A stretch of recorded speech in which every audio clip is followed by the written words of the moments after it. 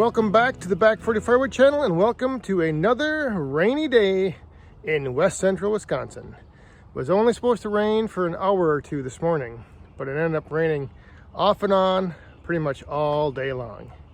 And surprisingly, the roadside stand actually got cleaned out. So I have to refill that, and that leads me to one problem I want to talk about. There's actually a couple problems and a couple things I've been thinking about that I need to figure out a direction forward and plan on how to deal with some of these things. I'll show you a few of the things I've got going on here. Luckily, I do have some wood over there that's under cover because tomorrow is actually Memorial Day, holiday weekend. So hopefully everybody enjoyed their Memorial Day, and now it's starting to rain again. So I need to fill the stand up, and the wood that I've been pulling from is right here. And you can see that stuff's a little wet from all the rain. So I don't want to put, even though this will dry out in a day or two after it gets some sun, air moving through it, I don't want to put that wet stuff in the stand because that wouldn't be very good for anyone who's going to be stopping by tomorrow, possibly needing some wood. So luckily I have over here, I stored some of this wood all winter, and I just kept this this tin on top of it just to keep it dry. So now that's all nice and dry, ready to go. I can put that in the stand, won't be a problem as long as this rain lets up a little bit. So that's the one thing that's been on my mind, is just the value of having a place to store wood out of the elements for just the roadside stand. I mean, for my personal use, I really don't need it. I mean, I can let, stacks.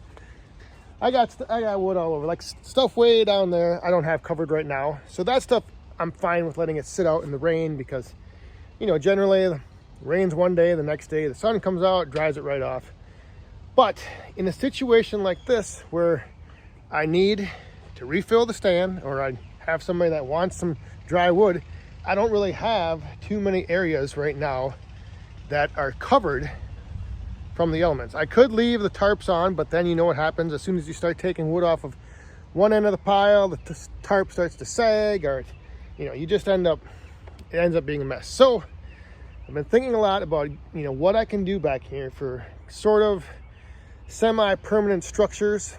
And as you saw, my shelter for the splitter now is also starting to have issues. We had a big heavy rain that this whole top sunk down in and actually bent this frame a little bit. So I'm having thoughts about this long term. So I've had some ideas of like possibly using like something like a carport. So something like that would provide me a little more stable shelter. And I could also possibly get a few of those and store some wood in them to keep the wood out of the elements, but they are, spendy. The other option I've been tossing around is, well, then maybe I should just build something myself. But there again, price of lumber, spendy. But maybe if I looked into producing my own lumber, it wouldn't be so spendy. But there again, does it justify buying a sawmill just to mill up some lumber to build a couple structures? I don't know. I know they make smaller mills that aren't too spendy. The other thing is like a chainsaw mill. I mean, I do have the 500i. I could just mill up, the lumber I would need, some big posts and beams for that. Because I don't want it to be really enclosed. I want it kind of more like just a big open pavilion, let the air flow through, just keep the rain off of the wood, and only off of the wood that I plan to like sell in the roadside stand. Everything else, I'm in no hurry to get that boiler wood in out of the rain because I'm not going to be burning it till this fall. But in this situation like today, I need some dry wood to refill the stand.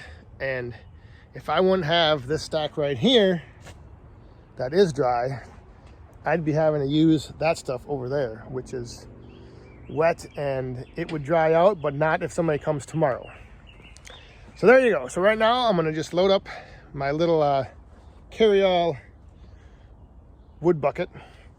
And I'm gonna go refill the roadside stand. So you guys think those things over. Steel structure, carport type of setup,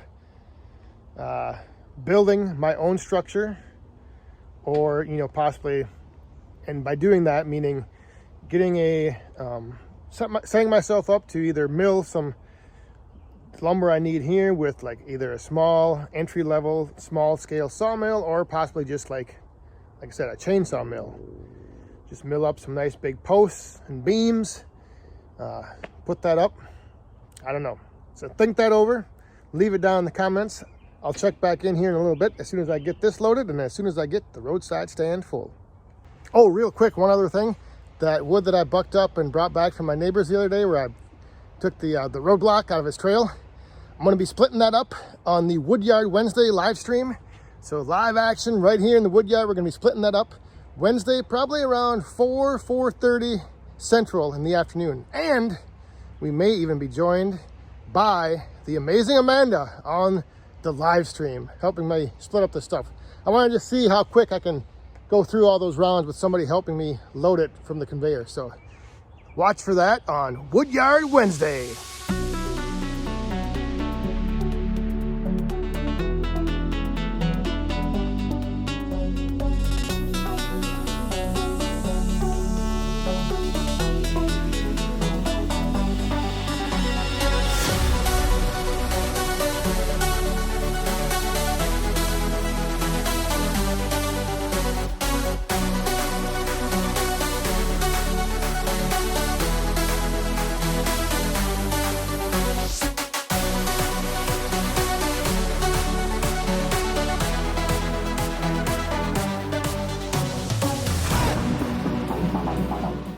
All right, so the stand is refilled. Did that give you guys enough time to figure all this out and let me know, make my decisions for me?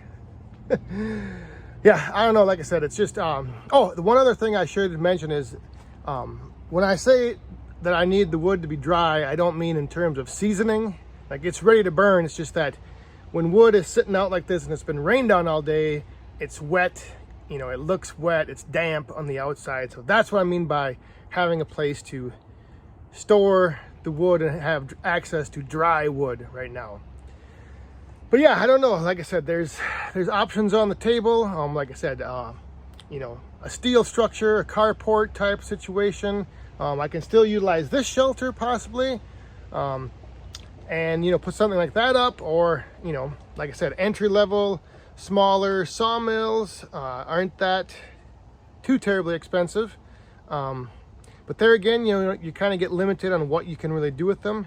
I am kind of interested in like the chainsaw mill, just because then if I do get some like big, gnarly, you know, rounds or chunks of something, I could possibly mill out like some, you know, end table tops or like a bar top, or, you know, just I think that might give me a little more flexibility on things to do with it. And then I could use that to, like I said, then potentially just, you know, mill up some big posts and beams. Like I said, I pretty much want sort of like the equivalent of a pole barn with no walls on it.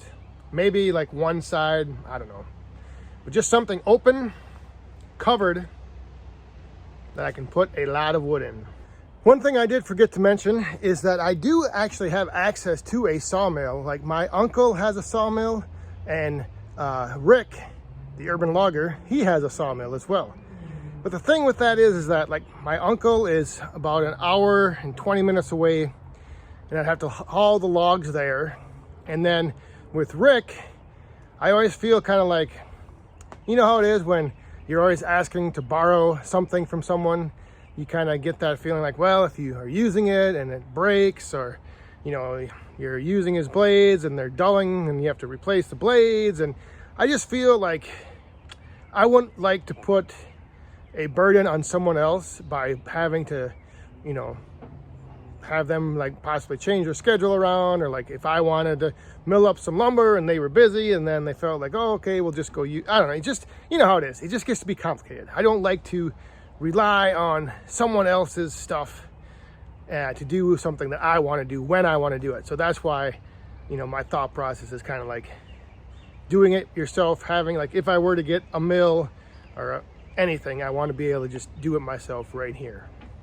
So yeah, just something I've been, tossing around and just thinking, like, is this the time to now start thinking about this a little more seriously, and giving this some consideration on the path forward here in the back 40. So I appreciate all the feedback that you guys have.